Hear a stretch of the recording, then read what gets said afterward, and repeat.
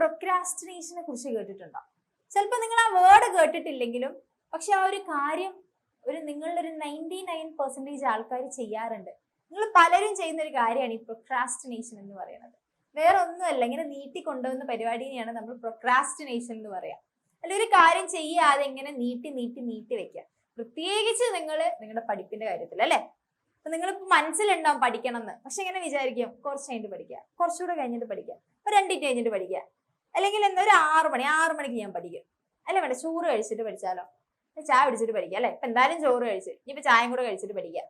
അങ്ങനെ ഇങ്ങനെ ഒരു കാര്യത്തെ എങ്ങനെ നീട്ടി വെച്ചുകൊണ്ടേയിരിക്കും. പക്ഷെ നിങ്ങൾക്ക് അറിയാം നിങ്ങൾക്ക് ഇതൊന്നും വേണ്ട അല്ലെ. ഈ ഒരു മൈൻഡ് സെറ്റ് ഒന്ന് ഒഴിവായിട്ട് നിങ്ങൾക്ക് കണ്ടിന്യൂസ് ആയിട്ട് നിങ്ങൾക്ക് നല്ല രീതിയിൽ പഠിക്കാൻ പറ്റിയിരുന്നെങ്കിൽ എന്ന് ആഗ്രഹിക്കുന്നവരല്ലേ നിങ്ങളിൽ പലരും അല്ലേ? അങ്ങനെയാണ് നിങ്ങൾ കമന്റ്സിൽ പറയാം. നിങ്ങൾ എത്ര പേര് ആത്മാർത്ഥമായിട്ട് ഇതൊന്ന് ഓവർകം ചെയ്യണം അല്ലെ, ഈ ഒരു രീതി ഒന്ന് മാറ്റിയെടുക്കണം എന്ന് ആത്മാർത്ഥമായിട്ട് ആഗ്രഹിക്കുന്നുണ്ട് എന്നുള്ളത്. അപ്പൊ അതിന് വേണ്ട ട്രിക്സ് ആണ് മിസ് ഇനി പറഞ്ഞുതരാൻ വേണ്ടി പോകുന്നത്. ഓക്കെ, അപ്പൊ ഇന്നത്തെ വീഡിയോയിലൂടെ ഹൗ ടു സ്റ്റോപ്പ് പ്രൊക്രാസ്റ്റിനേറ്റിംഗ് എന്നാണ് മിസ് പഠിപ്പിക്കാൻ പോകുന്നത് അല്ലെ, പറഞ്ഞുതരാൻ വേണ്ടി പോകുന്നത്. ഓക്കെ, അപ്പൊ നമുക്കറിയാം ഇത് നല്ലൊരു കാര്യമല്ല എന്നുള്ളത്. പക്ഷെ ഇനി നിങ്ങൾക്ക് ഒരു കാര്യം നിങ്ങൾ ചെയ്യണം. ഇപ്പൊ ഉദാഹരണം, നിങ്ങൾ ഇപ്പൊ ഫോണിൽ കളിച്ചുകൊണ്ടിരിക്കുക, പക്ഷെ നിങ്ങളുടെ മൈൻഡിൽ ഇങ്ങനെ പറഞ്ഞുകൊണ്ടിരിക്കുന്നുണ്ട് പഠിക്കാനുണ്ട് പഠിക്കാനുണ്ട് പഠിക്കാനുണ്ട്, പക്ഷെ നിങ്ങളെ കൊണ്ട് പറ്റുന്നില്ല, ഫോണിൽ കളിച്ചുകൊണ്ടിരിക്കുക അല്ലെ. അപ്പൊ ഇനി നിങ്ങളുടെ മൈൻഡിൽ ഇങ്ങനെ നിങ്ങൾ ആ നീട്ടി വെച്ചുകൊണ്ടിരിക്കുകയാണ് പഠിക്കാനുള്ളതെന്നാണെങ്കിൽ നിങ്ങൾ ആ ചെയ്യുന്ന ആക്ടിവിറ്റി അപ്പൊ തന്നെ സ്റ്റോപ്പ് ചെയ്യാം. എന്നിട്ട് എന്താ വെച്ച് കഴിഞ്ഞാല് ഒരു 3 മിനിറ്റ്, അതിന് 3-2-1 മെത്തേഡ് എന്ന് പറയും കേട്ടോ.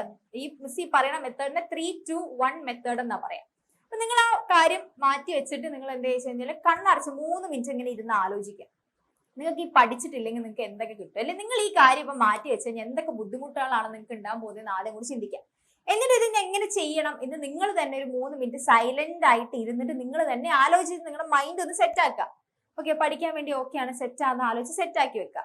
ഓക്കെ, ദെൻ 2 മിനിറ്റ്, പിന്നെയുള്ള 2 മിനിറ്റ് നിങ്ങൾ എന്ത് ചെയ്യണം, നിങ്ങൾക്ക് പഠിക്കാൻ വേണ്ട കംപ്ലീറ്റ് കാര്യങ്ങൾ നിങ്ങൾ അറേഞ്ച് ചെയ്യാൻ വേണ്ടി ടൈം എടുക്കുക കേട്ടോ. അതായത് നിങ്ങൾക്ക് വേണ്ട എല്ലാ കാര്യങ്ങളും ആ 2 മിനിറ്റ് കൊണ്ട് നിങ്ങൾ സെറ്റ് ആക്കി വെച്ചിരിക്കണം. ദെൻ 1 മിനിറ്റ്, ഇനിയുള്ള 1 മിനിറ്റ് നിങ്ങൾ എന്ത് വെച്ചാൽ ഒക്കെ കാര്യങ്ങൾ സെറ്റ് ആണ്, പഠിക്കാൻ വേണ്ടി നിങ്ങൾ ഇരുന്ന് കഴിഞ്ഞു. ഇനി നിങ്ങൾ ചെയ്യേണ്ടത്, നിങ്ങൾ എത്ര മണിക്കൂർ അല്ലെങ്കിൽ എന്താണ് ഞാൻ പഠിക്കാൻ പോകുന്നത്, ഞാൻ ഇന്ന് എന്ത് പഠിച്ച് കഴിഞ്ഞിട്ടേ എണീക്കൂ എന്ന് നിങ്ങളൊരു ഗോൾ സെറ്റ് ചെയ്യുക. ഞാൻ ഇന്ന് എന്ത് കവർ ചെയ്യും എന്ന് നിങ്ങളൊരു ഗോൾ സെറ്റ് ചെയ്തിട്ട് എന്ത് ചെയ്യുക, പഠിക്കാനായിട്ട് റെഡി ആവുക. ഓക്കെ, എന്നിട്ട് പിന്നെ ഒരൊറ്റ സ്റ്റെപ്പുള്ളൂ പഠിക്കാൻ തുടങ്ങുക എന്നുള്ളത്.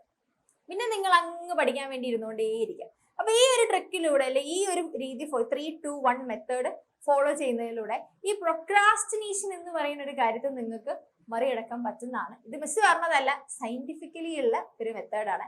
അപ്പൊ ഇനി നിങ്ങൾ എന്ത് ചെയ്യുക, എങ്ങനെ തോന്നുന്ന സമയത്ത് ഈ ഒരു കാര്യം ജസ്റ്റ് ഒന്ന് അപ്ലൈ ചെയ്ത് നോക്കുക. എന്നിട്ട് എങ്ങനെ ഉണ്ടെന്നും കൂടെ പറയാം.